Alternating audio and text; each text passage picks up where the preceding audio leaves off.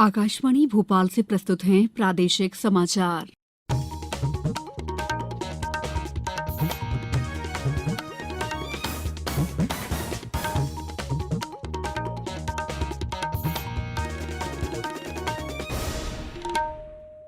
नमस्कार, समाचारों के साथ मैं दीपा सिंह। सबसे पहले मुख्य समाचार। राज्य निर्वाचन आयोग द्वारा 18 जिलों के 46 नगरीय निकायों के लिए निर्वाचन कार्यक्रम घोषित। केंद्रीय राजमार्ग और परिवहन मंत्री नितिन गडकरी 15 सितंबर को ग्वालियर एलिवेटेड मार्ग का भूमि पूजन करेंगे।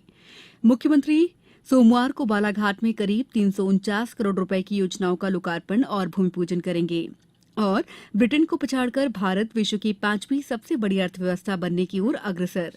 अब समाचार विस्तार से। राज्य निर्वाचन आयोग द्वारा 18 जिलों के 46 नगरीय निकायों के लिए निर्वाचन कार्यक्रम घोषित कर दिया गया है। इन नगरीय निकायों में मतदान 27 सितंबर को और मतगणना 30 सितंबर को होगी। मतदान ईवीएम से होगा। संबंधित नगरीय निकाय क्षेत्रों में आदर्श आचरण संहिता प्रभावशील हो गई है। राज्य निर्वाचन आयुक्त बसंत प्रताप सिंह ने बताया है कि निर्वाचन की सूचना का प्रकाशन और नामांकन पत्र प्राप्त करने का कार्य सोमवार से शुरू होगा।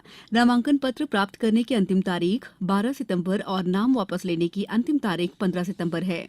राज्य निर्वाचन आयोग के सचिव राकेश सिंह ने बताया है कि जिन नगरीय निकायों में आम निर्वाचन होना है उनमें कुल 8,42,515 मतदाता हैं।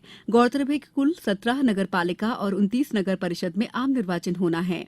इनमें से 6 नवगठित नगर परिषद हैं। हमारे बालाघाट संवाददाता ने बताया कि बालाघाट जिले के बैहर और मलाजखंड में भी चुनाव होंगे। इसी तरह रायसेन जिले की नवगठित देवरी नगर परिषद में भी चुनावी तैयारियां तेज हो गई हैं।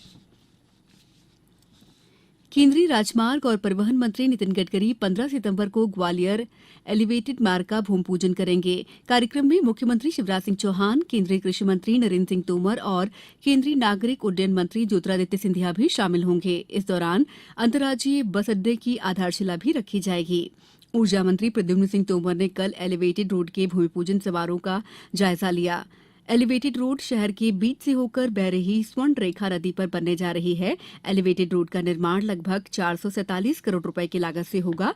रानी लक्ष्मीबाई की समाधि से ट्रिपल आईटीएम तक लगभग 6 किलोमीटर लंबाई में बनने वाले इस एलिवेटेड रोड की कुल चौड़ाई लगभग 16 मीटर होगी।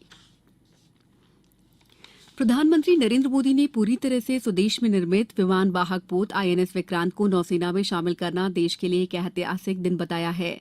आज अपने ट्विटर हैंडल पर एक वीडियो साझा करते हुए श्री मोदी ने कहा है कि आईएनएस विक्रांत पर यात्रा के दौरान कल उन्हें जो गर्व महसूस हुआ उसे शब्दों में नहीं बयां किया जा सकता। आईएनएस विक्रांत के नौसेना में शामिल करने से भारत उन चुनिंदा देशों के समूह में शामिल हो गया है जिनके पास स्वदेशी रूप से डिजाइन विमान वाहक बनाने की विशिष्ट क्षमता है। मुख्यमंत्री शिवराज सिंह चौहान ने कहा है कि आम जनता योजनाओं से लाभान्वित होने के साथ प्रसन्न और संतुष्ट भी रहे, तभी विभाग के कार्य पूर्ण सार्थक होंगे। मुख्यमंत्री ने आज उमरिया जिले में संचालित कल्याणकारी कार्यों और योजनाओं के क्रियान्वयन की वर्चुअल समीक्षा करते हुए कहा कि उमरिया जिले ने सुदूर ग्रामीण अंचलों तक घर घर अनाज पहुंचाने, आवासहीनों को छत देने का कार्य बखूबी किया है। कलेक्टर उमरिया ने बताया कि जिले की सभी आंगनबाड़ियों को एडॉप्ट किया जा चुका है। उमरिया जिले में एक जिला एक उत्पाद योजना में महुआ का चयन किया गया है। मुख्यमंत्री ने कहा कि महुआ के लड्डू और बिस्किट आजीविका पोर्टल के साथ अन्य माध्यमों से भी बेचे जाएंगे। उमरिया जिले में शिशु और मातृ मृत्यु दर कम करने पर भी ध्यान दिया जा रहा है। जिले में मातृ मृत्यु दर 187 और शिशु मृत्यु दर 67 है। यहां प्रतिदिन 600 से अधिक आयुष्मान कार्ड तैयार हो रहे हैं। प्रधान न्यायाधीश उदय उमेश ललित ने कहा है कि उच्चतम न्यायालय ने पिछले 4 दिनों में विभिन्न प्रकार के 1293 मुकदमे निपटाए हैं। इनमें 106 नियमित मुकदमे और 440 स्थानांतरित की गई याचिकाएं शामिल हैं। बार काउंसिल ऑफ इंडिया द्वारा उन्हें दी गई शुभकामनाओं पर प्रधान न्यायाधीश ने कहा है कि देश भर के वकीलों को यह संदेश जाना चाहिए कि शीर्ष न्यायालय अधिक से अधिक मुकदमों का निपटारा करने का प्रयास करेगा। समाचारों में वक्त है ब्रेक का। ये समाचार आप आकाशवाणी भोपाल से सुन रहे हैं। हमारे समाचारों को अब आप कभी भी और कहीं भी अपनी सुविधा के अनुसार सुन सकते हैं। ये समाचार बुलेटिन YouTube, ट्विटर और फेसबुक पर AIR न्यूज भोपाल पेज पर सुने जा सकते हैं। इसके अलावा आप हमारी वेबसाइट newsonair.nic.in पर या फिर AIR न्यूज ऐप पर भी समाचार सुन सकते हैं। ब्रेक के बाद समाचारों में आपका एक बार फिर स्वागत है। मुख्यमंत्री शिवराज सिंह चौहान का 5 सितंबर को बालाघाट प्रवास के दौरान पुलिस लाइन में आयोजित एक कार्यक्रम में 31 जवानों को समय से पूर्व पदोन्नति प्रदान करेंगे। मुख्यमंत्री जिला सहकारी केंद्रीय बैंक के नए भवन का लोकार्पण करेंगे और नवनिर्मित इतवारी मंडी में आयोजित गुरुजन सम्मान समारोह में शामिल होंगे।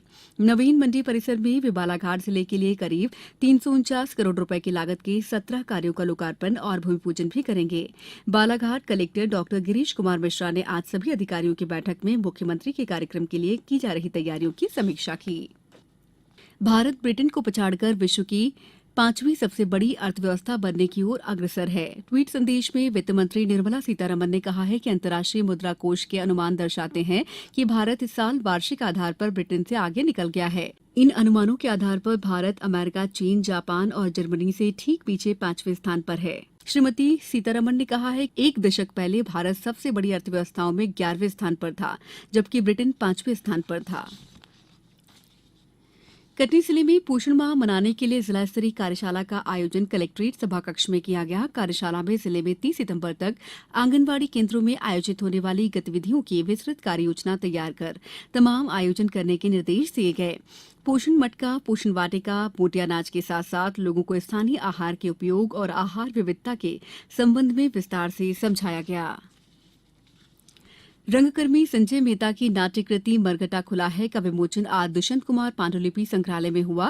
विमोचन कार्यक्रम में शिक्षाविद संतोष चौबे, नाट्य निर्देशक एवं भारत भवन के न्यासी सदस्य राजीव वर्मा, रोजगार और निर्माण के संपादक पुष्पेंद्र पाल सिंह और मध्यप्रदेश नाट्य विद्यालय के निदेशक टीकम जोशी मौजूद थे। लेखक संजय मेहता ने बताया कि इस किताब के माध्यम से लोगों को जागरूक करने और मरती संवेदना को जगाने की कोशिश की है। वरिष्ठ पत्रकार मनोज कुमार ने आभार व्यक्त किया। अब कुछ समाचार संक्षेप में। जबलपुर में जिला प्रशासन और नगर निगम की संयुक्त टीम ने चंडाल भाटा स्थित गोदाम में 1 करोड़ 14 लाख कीमत का 76 टन सिंगल यूज प्लास्टिक जब्त किया है। नर्मदापुरम जिले के आदिवासी बहुल इलाकों में अनुवांशिक बीमारी सिकल सेल के प्रभाव को रोकने के लिए किसला विकासखंड में जागरूकता गतिविधियां की जा रही हैं। सिवनी मालवा में महिला और बाल विकास विभाग की ओर से पोषण माह पर केंद्रित जन जागरूकता रैली का आयोजन किया गया। आगर मालवा जिले के बड़ौद और आगर मालवा में संचालित की जा रही उचित मूल्य दुकानों के विक्रेताओं से केवाईसी और मोबाइल सीडिंग का कार्य 15 दिन में पूर्ण करने को कहा गया है। शिवपुरी जिले में समावेशित शिक्षा के अंतर्गत बच्चों के लिए औपचारिक चिकित्सीय पहचान मूल्यांकन शिविर 5 सितंबर से 13 सितंबर तक आयोजित किए जाएंगे। गुना में खाद्य सुरक्षा अधिकारियों द्वारा खाद्य प्रतिष्ठानों का सतत निरीक्षण कर खाद्य सामग्रियों के नमूने लिए जा रहे हैं। बैतूल जिले के भैंसदेही में संचालित सीएम राइस स्कूल का निरीक्षण कल नर्मदापुरम संभाग के आयुक्त माल सिंह ने किया। अशोकनगर में आज अमाही तालाब में डूबने से 2 युवकों की मौत हो गई। वहीं सतना जिले के उचेहरा थाना क्षेत्र में तालाब में डूबने से एक किशोर की मौत हो गई।